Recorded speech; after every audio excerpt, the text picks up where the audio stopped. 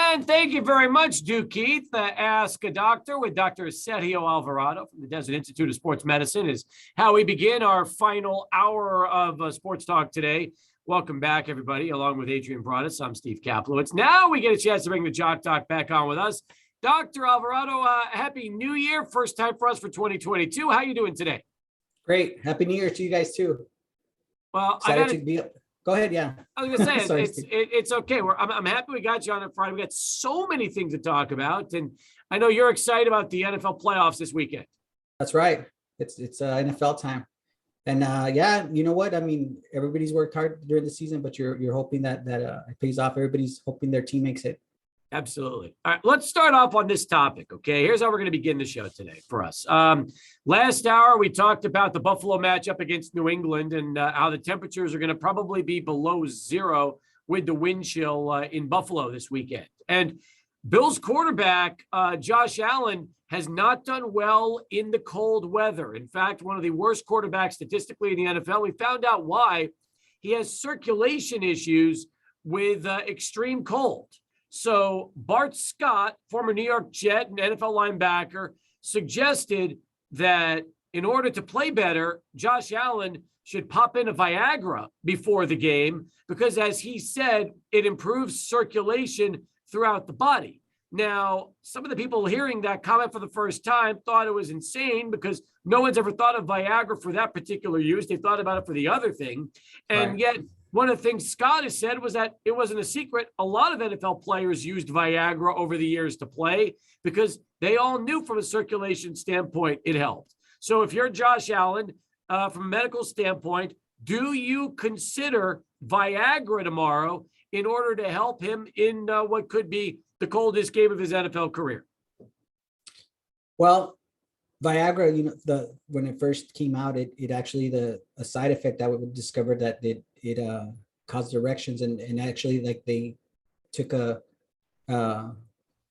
detour and they decided to use it for that. But it was first used for pulmonary hypertension, and so part of it was for like its ability to actually increase arterial supply, and so indirectly I could see why they would use it. Some of it I don't know, like clinically if I would advise it due to the fact that I mean really like I haven't heard of it being used in that manner. The other thing is really like with the we're talking about cold temperatures, not just a little bit. So I mean the thing is the vasoconstriction is going to be severe. I don't know, that's a pretty tough question. You prefaced it by saying you throw a curveball. So yeah, I guess I could see that's a curveball. You know what? I would say in the end, I'll tell them to be cautious. I wouldn't just use it like that. And maybe the other thing is really like we're not robots. The first thing I would just say as a physician would be, hey, consult your physician, make sure that it's okay for you. One of the main things that Viagra does do is it can lower your blood pressure. So people that have heart conditions, I'm sure, he's healthy, but nonetheless, it can happen, so one of the first things, I tell a patient that I'm going to start him on Viagra is, hey, there's no heart conditions. And then we go from there. If they have a cardiologist, we'll go from there. But I don't know.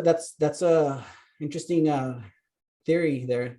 Well, Sergio, here's a really interesting thing. As Adrian was doing some digging today during the show, he said Chad Johnson went as so far as to say that he played his entire NFL career with Viagra, that was something he took for him before every game, which, again, something we didn't expect. But that obviously tells you that this is not a secret in the NFL. This is something that for years players have known about, they've used, and maybe even though it hasn't become like widespread knowledge, that something we thought was used for something completely different turned out to be maybe kind of like what baseball players used when they had amphetamines all those years. And we're using greenies in the 50s, 60s, and 70s before all the other stuff came out. So maybe this is one of NFL's secrets since Viagra was first, really coming out to the public back in '98.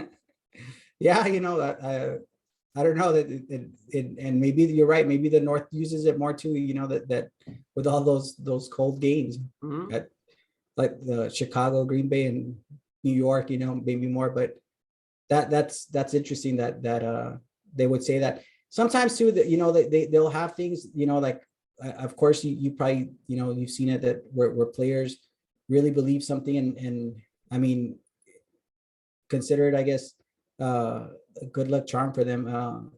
Sometimes one of the things I would see a lot is in college, like they would use IV bags and you could really hydrate well just by drinking water, but to them it gave them a mental edge. Really there was nothing other than maybe just the placebo effect, I guess, of saying, hey, I'm doing an IV versus I'm drinking water.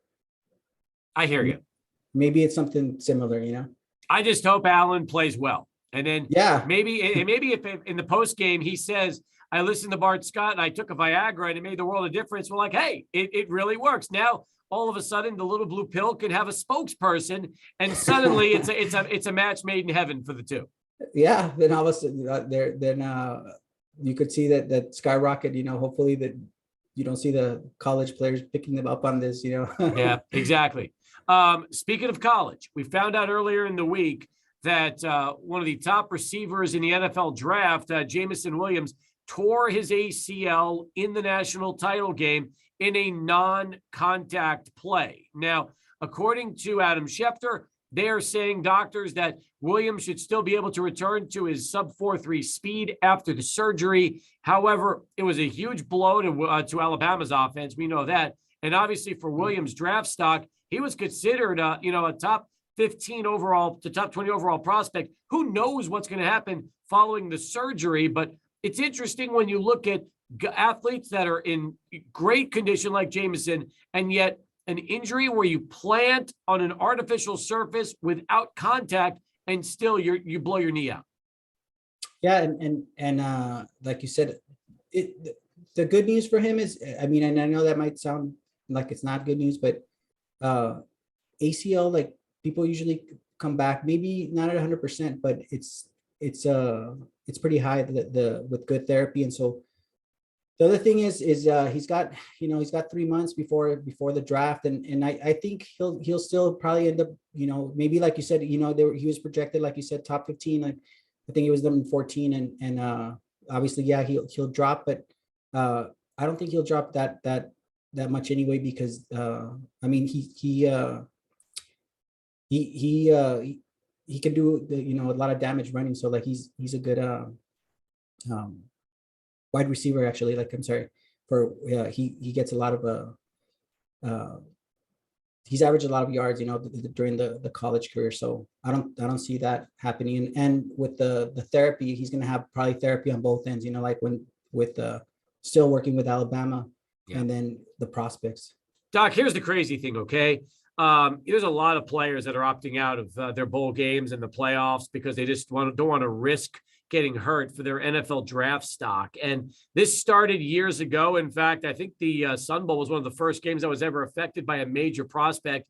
It might have been Christian McCaffrey even before that. So you look at it now, fast forward all these years later, it's commonplace. Very few of the elite players do play. And then this injury just kind of supports their claim, saying, hey, if I'm a first round pick, even if I play for a national title, I might just not want to risk it.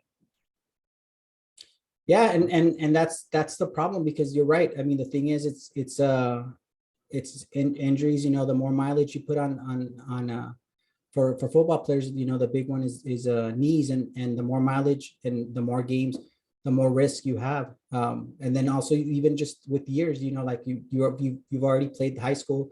I'm sure they played middle school, maybe even Pee Wee. So now more and more.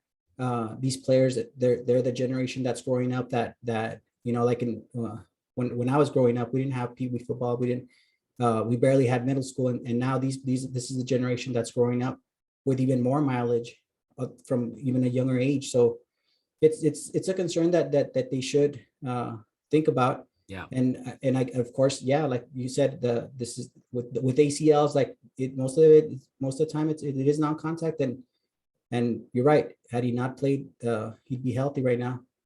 Speaking of leg injuries, this is not a leg injury, it's a foot injury, but Keontae Kennedy of the Miners has been out the last couple of weeks. You know, he hurt it back in the championship game of the West Star Bank Don Haskins Sumble Invitation going up against Bradley in that one. And you look at what's happened since, and all of a sudden, he has not been able to play. And you know, foot injuries are kind of dangerous. They didn't know at first how severe it was. They figured a week or two, but now it might turn out to be as many as 6 weeks before Kennedy gets to come back and is fully healthy. Yeah, and that's the tricky part, because sometimes something as small, you know, like you might think just the foot, it makes a big difference. Unfortunately, I got to see one of the players, you know, like when I was doing my sports medicine fellowship, he was, you know, the basketball game was done and he was just taking some layups. He steps wrong, ends up fracturing his foot, and pretty much that was it for him, you know.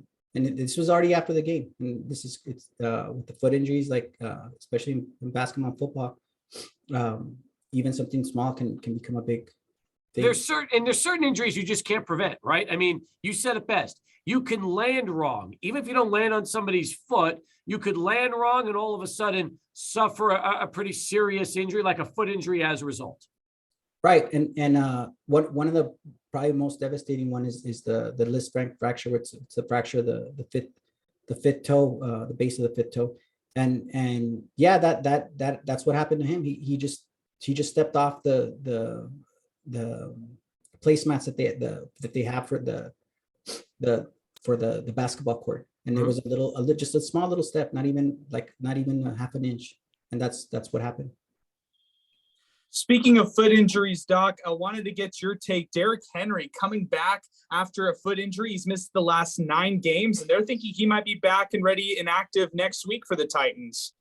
Yeah, I definitely think that they're gonna get him ready for the playoffs, and they're gonna play him. He's played this whole week, and according to, you know, like the scouts, and he's done okay. You know, he's and the therapist, he's doing okay. Like this whole week he practiced.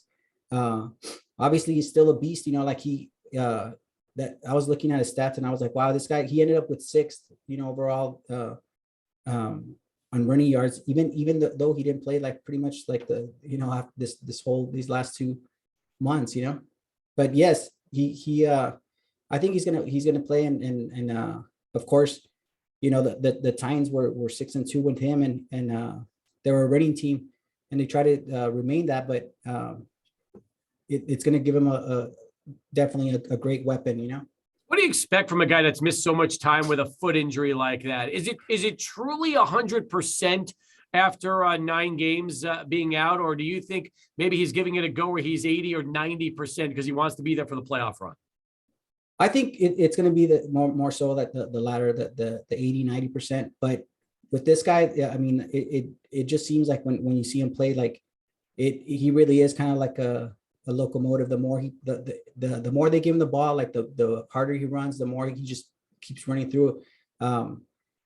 He looked good this week, so that's why I'm feeling positive for the Titans and for Derrick, because in the end, like this week, he's been off those weeks, but I'm pretty sure they still there. It wasn't. There's always 2 things. There's always the injury itself, and then how you deal with the player cardiovascularly and working him out, upper lower extremities versus depending on the injury. For him, he was still getting his workouts upper body wise, and I'm sure they were still putting him on the stationary bike and making sure that his lungs.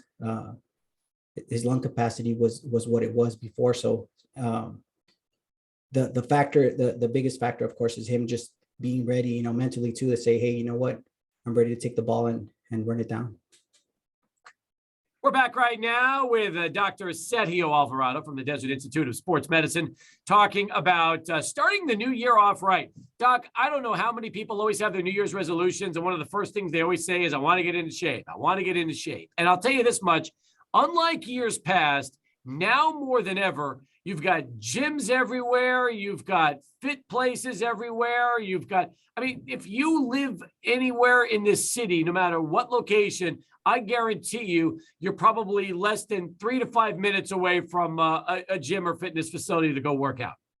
Right. And adding to that, Steve, I think now more than ever, you can have a great workout at home. And now there's a bunch of equipment they have that mirror, like you can have rowing machines and there it's more affordable, that working out at home. But Exactly. yes, Exactly right. Yeah, and I think now the big thing too with is I think we talked about it one time, and I was joking around about the freshman 15, and now we got the COVID-19, Yeah, but exactly. but the average weight gain that I've seen, is it's about from 15 to 20 pounds, and a lot of people are concerned, and this is a great time, like 2022, this is the year to get in shape. How can people exercise without really exercising? In other words, things they could do normally that might not take more than 10 or 15 minutes of their day, but it's very important in the grand scheme of things to stay in shape. Right. And I think sometimes too, it's what's the end goal. And one of the main goals is cardiovascularity, of course, and to get those benefits, it doesn't have to be a lot. I think sometimes there's this misconception that people think, hey, we need to be sweating it out before, like, this is considered a workout. And I, just like you said, a 10-minute walk during lunch, and that's why I tell everybody, look, how long, usually when I talk to my patients about working out, I ask them, how long do you have for lunch, and a lot of them will have 30 minutes to an hour, and they're eating their food in 10 minutes, and so they got these 10 minutes to walk. So I mean, like a short 10-minute walk, highly recommendable. And then even just a quick workout with weights, with bands that you could have at work, same thing. I hear you. Adrian, we've got to start walking again. We did it once like a week ago and it worked out great. We got to get back on track and start walking here at the station every day. Yeah, and it works out for us because there's like this perfect hill right above the station. You can go at an incline. I think that's a really cool thing. Doc, if you're trying to, going back to kind of goals and everything, why is it important to exercise on a daily or weekly basis like this, like what we're talking about right now?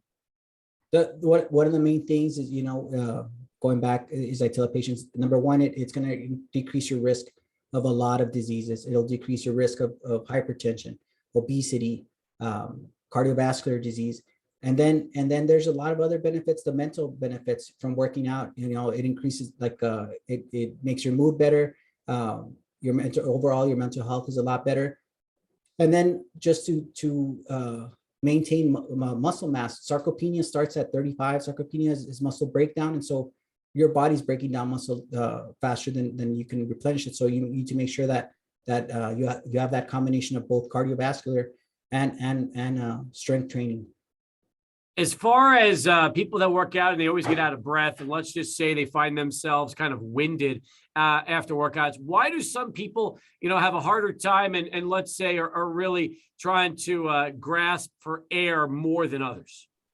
Well, it comes down to lung capacity, and that's some people just have it, and it's not necessarily based on your body style. Habitus, it's more so on how much you're actually doing. So sometimes you can have somebody that you if you were to see him, you might say, hey, this person's obese, and yet they're doing Zumba like 5 times a week, and you see them and they're not breathing as bad as somebody else that's a little bit thinner.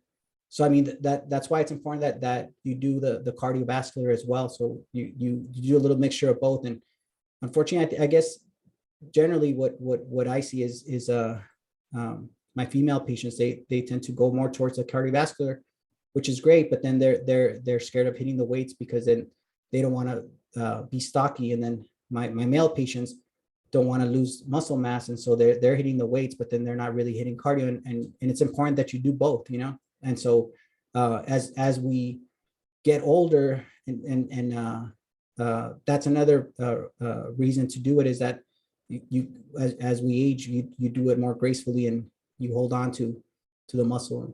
So yeah, as we age, I tell them to start doing a little bit more on the cardio side, but definitely strength training at least 2 to 3 times a week, hitting all the big muscle groups. Dr. Sergio Alvarado, Desert Institute of Sports Medicine, here with us on Sports Talk as we continue. All right, as far as diet goes, there's some people diet to lose weight. Others just eat healthy because they realize that when they work out, they feel better as a result. It's better for their body. They recover faster. It's so interesting how the word diet has so many meanings, isn't it, Doc? Some will diet to lose weight. Others just change their diet completely and find that they never have felt better than they are right now. Right. And I think you're absolutely right there, Stephen. And I think the way I tell my patients to approach it is change of lifestyle, and baby steps, and start off with the big things, the big, as far as the big no-nos in diet, or number one, I would say soft drinks, for various reasons. The big one is obviously sugar. The American Heart Association doesn't recommend more than 25 grams for females and 35 for males, and just one soft drink, you're talking about 25 grams already, so staying away from sugary drinks, and I said soft drinks, but that also includes orange juice, and that also includes even iced coffee, and which can be as high as 30 grams, those iced cappuccinos, but yeah, definitely. Go. Sorry, Steve. Doc, I wanted to ask you, cooking at home versus cooking and eating out. If you're ending up finding yourself going to fast food places or eating out at a restaurant, what are some tips that people can know when they order and just want to be, mindful of what they eat? Yeah, and just starting off with what you said there, Adrian, I think people need to realize that even when you're eating something that's considered healthy, like a salad, and you're eating out, there's a lot of sodium. There's almost 3 times as much sodium as you would if you just made it at home. So definitely, like, if you have the choice, eating at home always wins. And the other thing is that when you're at home, you can control the portions a little bit better. When they compare, like, the U.S. Lunch portion and even the dinner portion, obviously the dinner portion's twice as big, but most of the time the dinner portion is really 2 to 3 times what you should be eating. And I guess that's the main thing is portion, that I would recommend people, that, hey, you know what, I got to eat out. There's nothing else. And that's what happens sometimes too, with, I have patients that are construction workers, and there's only the food truck, and they're like, okay, doc, you want me to eat healthy? What do I do? And I say, well, number one, you drink water, stay away from the soft drinks. And then number two, if you got to eat the burrito, then you grab a fork and just eat what's inside, and stay away from the refined sugars, the white tortillas, the white bread, the tostadas, All right, let's wrap it up with this as far as diet goes. Everybody loves a cheat meal. Most people I know like to make it on Fridays because that's the last day of the week. So Friday's their cheat day. What's your best advice for people that do want to have at least a cheat day in their diet? I think that it would be, like you said, to have just a cheat day and not make it a cheat event every day where, like, oh, okay, I'm gonna have this. The other thing is, you don't have, like, I would say, like, moderation again, and then try to have a meal that's got some substance, like, if you're gonna choose between, drinking a Mountain Dew and some Cheetos versus, like, well, I'm gonna get a burger and fries, I would probably opt more for the fries. And then the other thing is, go small, like, say, tell your significant other, we'll split the fries and everybody can get their own burger. And one of the things that has helped me a lot too is if the part of that cheat meal is going to be the burger, I took this little tidbit from my girlfriend, and what she does is takes one of the buns off, and then you just eat the burger with one bun and the other one with the lettuce. So wherever you can cut portion and cut out a little bit more of the carbs, I love it. Dr. Alvarado, folks, El Paso board certified in family medicine with an added qualification in sports medicine. By the way, they are also accepting new patients of all ages. That's right, treating all age groups. Here's what you do if you want to set up an appointment at the Desert Institute of Sports Medicine. Call 915-256-9751. That's 915-256-9751. You can also visit them in the Mission District, just after the main intersection at 2267 Traywood. That is Suite G2 for Dr. Sergio Alvarado. Hey, great stuff today. Enjoyed the conversation. Enjoy all the playoff games this weekend, Doc. Thank you. Likewise.